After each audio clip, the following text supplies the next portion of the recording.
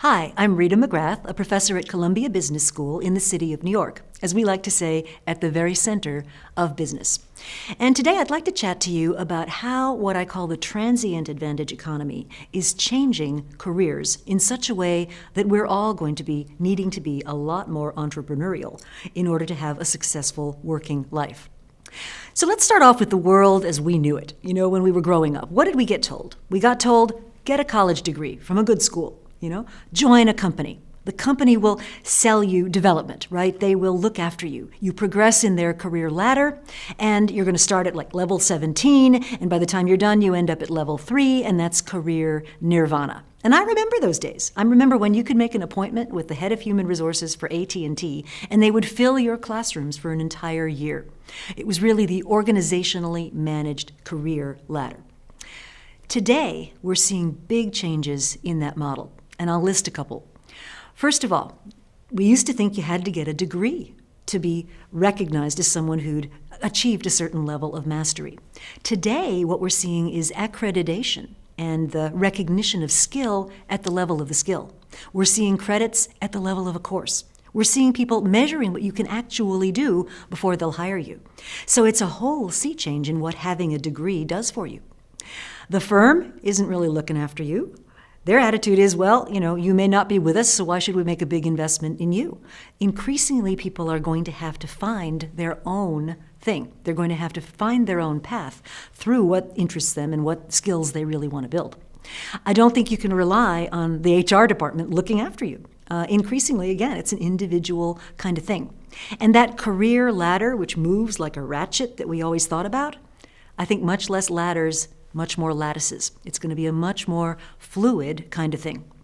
And instead of nirvana being marching up a corporate hierarchy, what we're going to think about is nirvana being something you've created, where you have so much value that one or more or many firms really want to pay you to do something that you are uniquely able to do. So what will a career be today? I think there are some emerging elements that are important to bear in mind. We'll need to be investing in continual skill building. I have a friend who's the head of talent for a publishing firm that's transforming into a digital firm, and she was telling me about a woman who was fired 6 months ago complaining that nobody wanted to hire her because they want people that know social, and they want people that know digital, and they want people that have these other skills. And my friend was really upset about this because she said, I had courses in all those subjects available to her for free, and she just didn't take advantage of them. So ask yourself, am I building new skills? I think secondly, we're going to find that our personal networks are much more critical than perhaps they used to be, because those are the things that are going to give us stability. It's those relationships that are going to last, even if companies come and go and you get acquired and you move on. Those networks of people are going to continue to be really important. I think the clear assessment of the value that you bring is going to be much more transparent. I think it's going to be much easier to say, I know how to do this and here's how I can demonstrate that than perhaps it used to be. Increasingly, as the millennials say, work is going to be a thing that you do, not a place you go to, as in go to work. In fact, Nilofer Merchant told me at the Thinkers 50 conference, where I recently was in London, she said that 48% of all work done in the United States is not attached to a particular job.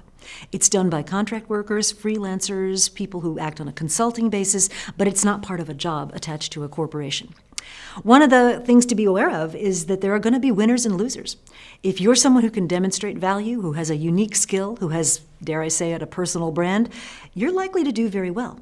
If you're somebody who's just kind of fungible and your organization thinks, there's 10 more just like that person, we don't really need to worry about keeping them, you're going to be at a very difficult position. So what's my advice? I have a recent book out called The End of Competitive Advantage, and there's a quiz in the last chapter that you can take, which will allow you to assess how well you're prepared in case things are changing. And where you're falling short, by goodness, do something. Start to invest in building a robust, transient advantage-proof career. The good news is there are lots of resources. There are resources in online courses, there are resources in skill building, and there's lots of organizations that you can work in to pick up those valuable skills that can make you a player in this transient advantage economy.